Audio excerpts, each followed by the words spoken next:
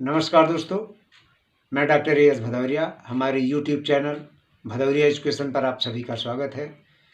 दोस्तों, मध्य प्रदेश प्राथमिक शिक्षक यानी वर्ग 3 के परीक्षा से संबंधित जो हम तैयारी करा रहे हैं आपकी, इस कड़ी में आज हम भाग 8 लेकर आए हैं। आज हम इस कड़ी में अधिगम यानी सीखना अर्थात लर्निंग से संबंधित मटेरियल आपको प्रोवाइड कराएंगे। दोस्तों, ये चैप्टर बहुत बड़ा है, इसलिए इसमें 5-6 वीडियोज़ तक हमें बनाने पड़ेंगे। दोस्तों, आप हमारे चैनल से जुड़े रहेंगे। निश्चित है कि अगर आप हमारे चैनल से जुड़े हैं तो आपको फ़ायदा होगा। अभी उत्तर प्रदेश उच्चतर शिक्षा सेवा आयोग की जो परीक्षाएं हुई हैं बीएड और एजुकेशन विषय की, वो हमारे स्टूडेंट्स बहुत ही लाभान्वित हुए हैं इससे। तो दोस्तों, आप लोग भी हमारे वीडियोज़ को देखें, अपने मित्रों को शेयर करें और अच्छे लगे वीडियो तो हमारे वीडियो को लाइक करें। अगर अभी तक सब्सक्राइब नहीं किए हैं तो सब्सक्राइब कर लें। हमको मोटिवेट करते रहें। मोटिवेट अगर हमें करेंगे तो हम आपके लिए निश्चित बहुत अच्छा करने का प्रयास करेंगे और आप निश्चित रूप से सफल होंगे। तो आइए अधिगम पर आज हम प्रश्न प्रस्तुत करते हैं। तो आइए देखते हैं आज का हमारा पहला प्रश्न ये रहा। स्किनर द्वारा प्रतिपादित अधिगम सिद्धांत। स्किनर ने किस अधिगम सिद्धांत का प्रतिपादन किया है? तो वो है क्रिया प्रसूत अनुबंधन। इसको इंग्लिश में कहते हैं ऑपरेंट कंडीशनिंग थ्योरी। प्रश्न नंबर 2 है, ESR थ्योरी से संबंधित मनोवैज्ञानिक। कभी पूछ लेता है कि कौन सा मनोवैज्ञानिक ESR थ्योरी से संबंधित नहीं है। उसमें दे दिया पावलाव, स्किनर, थॉर्नडाइक, पियाजे, तो उसको आपको पियाजे कर देना है। हमारे ये पावलाव, स्किनर और थॉर्नडाइक जो हैं ESR थ्योरी से संबंधित मनोवैज्ञानिक हैं ये। प्रश्न नंबर 3 है, ESR थ्योरी यानी स्टिमुलस रिस्पांस थ्योरी, उद्दीपक अनुक्रिया सिद्धांत। प्रश्न नंबर 3 है, थॉर्नडाइक के सीखने के नियम। तो मुख्य नियम जो हैं वो हैं 3। और कौन कौन से नियम हैं? अभ्यास का नियम, तत्परता का नियम, प्रभाव का नियम।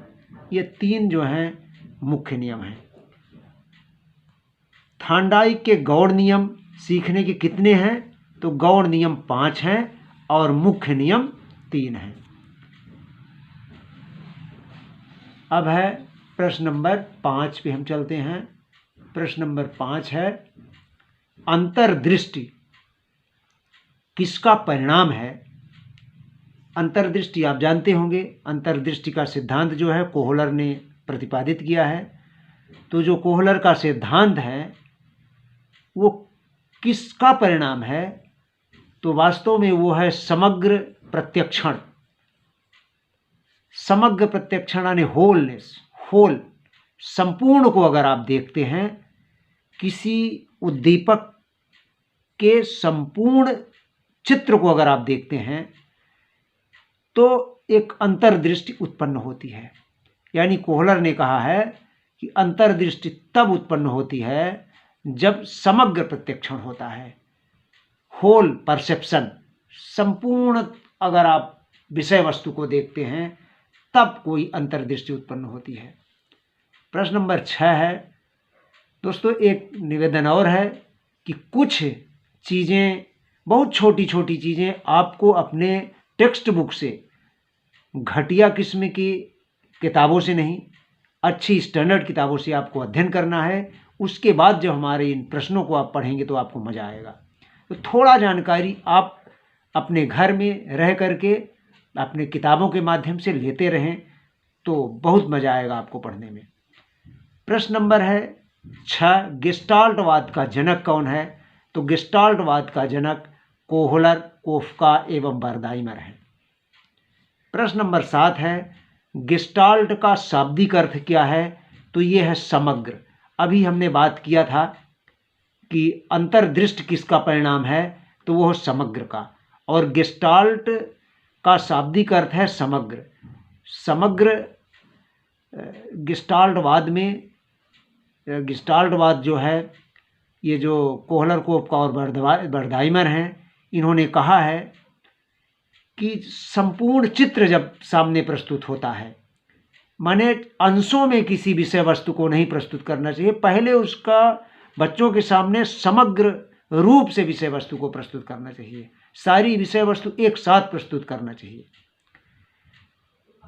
प्रश्न नंबर 8 है अंतर्दृष्टि एवं सूझ का सिद्धांत, तो यह है कोहलर का। प्रश्न नंबर 9 है अधिगम के नियमों का वर्णन थांडाइक ने अपनी किस पुस्तक में किया है। देखिए, अधिगम के नियम,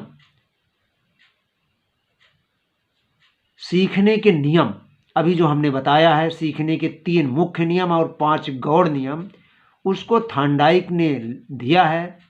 और किस किताब में, अपनी किस पुस्तक में थांडाइक ने इसका वर्णन किया है, तो वो है एजुकेशन साइकोलॉजी।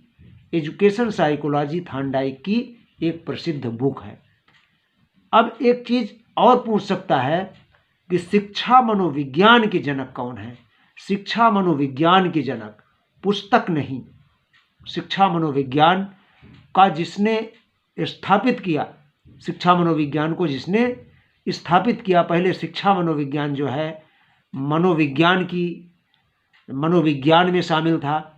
मनोविज्ञान पहले दर्शन में शामिल था, तो दर्शन से मनोविज्ञान की जो शाखा का प्रतिपादन किया वो है विलियम वुंट। विलियम वुंट ने मनोविज्ञान को दर्शन शास्त्र से अलग करने का श्रेय हासिल किया। उसी प्रकार से मनोविज्ञान से शिक्षा मनोविज्ञान को अलग करने का श्रेय पेस्टालॉजी को जाता है। अब है प्रश्न नंबर 11। प्रश्न नंबर 11 पर हम चलते हैं। प्रबलन या पुनर्वलन का सिद्धांत किसने दिया है, तो वो है हल महोदय ने दिया है। अभिक्रमित अधिगम यानी प्रोग्राम्ड लर्निंग किस सिद्धांत पर आधारित है, तो यह है क्रिया प्रसूत अनुबंधन पर। यह ध्यान रखिएगा, चूँकि प्रोग्राम्ड लर्निंग जो है अभिक्रमित अधिगम या अभिक्रमित अनुदेशन भी इसी को कहते हैं। देखिए, अमेरिका में अभिक्रमित अनुदेशन कहा जाता है, प्रोग्राम्ड इंस्ट्रक्शन कहा जाता है, लेकिन इंग्लैंड में इसे प्रोग्राम्ड लर्निंग कहा जाता है। तो अभिक्रमित अधिगम शब्द हम यहाँ पर यूज कर रहे हैं, किस सिद्धांत पर आधारित है, तो वो है क्रिया प्रसूत अनुबंधन पर। और क्रिया प्रसूत अनुबंधन किसका है, आपको इसके पहले बताया हूँ। क्रिया प्रसूत अनुबंधन के जनक जो हैं वो हैं स्किनर। प्रश्न नंबर 13 है अभिक्रमित अधिगम यानी अभिक्रमित अनुदेशन के जनक कौन है, स्किनर। तो अगर स्किनर जनक है इसके, तो अभिक्रमित अनुदेशन जो है किस पर आधारित है, किस सिद्धांत पर, तो क्रिया प्रसूत अनुबंधन सिद्धांत पर आधारित है। इसको ध्यान रखिएगा। प्रश्न नंबर 14 है शाखीय अधिगम। जैसे अभिक्रमित अधिगम में 2 चीज़ें होती हैं, एक रेखीय अनुदेशन और एक शाखीय अनुदेशन। तो अगर बात आती है रेखीय अनुदेशन की, ध्यान दे लीजिए, रेखीय अनुदेशन की अगर बात आती है तो ये हैं स्किनर। और अगर शाखीय अनुदेशन की बात आती है या शाखीय अधिगम की बात आती है तो इसके जनक हैं नॉर्मन ए क्राउडर। प्रश्न नंबर 15 है प्रयत्न एवं भूल सिद्धांत के प्रतिपादन में थांडाइक ने किस जानवर का प्रयोग किया था, तो वो थांडाइक ने बिल्ली का प्रयोग किया था प्रयत्न एवं भूल के सिद्धांत का प्रतिपादन जब किया था। तो प्रश्न नंबर 16 है प्रयत्न एवं भूल के सिद्धांत के प्रतिपादन में थांडाइक ने उद्दीपक के रूप में किसका प्रयोग किया था, स्टिमुलस के रूप में किसका प्रयोग किया था, तो वो था मछली का उपयोग किया था। अब है प्रश्न नंबर 17 है समस्या का अचानक समाधान। समस्या का अचानक कोई समस्या जब आती है तो ये जो गेस्टाल्टवादी हैं ऐसा कहते हैं कि समस्या जब कोई आती है अचानक उसका समाधान मिल जाता है। तो समस्या का अचानक समाधान की वकालत करने वाला सिद्धांत जो है सूझ का सिद्धांत है, जो गेस्टाल्टवादियों का है, कोहलरकोफ का एवं बर्दाइमर का है। प्रश्न नंबर 18 है कोहलर ने सूझ के सिद्धांत का प्रतिपादन करते समय किस जानवर का उपयोग किया था? तो वो है चिंपैंजी का उपयोग किया था, और उस चिंपैंजी का नाम था सुल्तान। कभी कभी ये भी पूछ लेता है। प्रश्न नंबर 19 है अधिगम अंतरण यानी ट्रांसफर ऑफ लर्निंग, अधिगम स्थानांतरण भी हिंदी में कभी कभी इसको बोलते हैं, यहाँ पर हमने लिखा है अधिगम अंतरण, अधिगम स्थानांतरण भी बोलते हैं, का सिद्धांत के अंतर्गत समान तत्वों का सिद्धांत। अगर पूछ लेता है कभी कभी कि समान तत्व सिद्धांत के जनक कौन है, अधिगम स्थानांतरण के समान तत्व सिद्धांत के जनक कौन है? तो ये है थांडाई।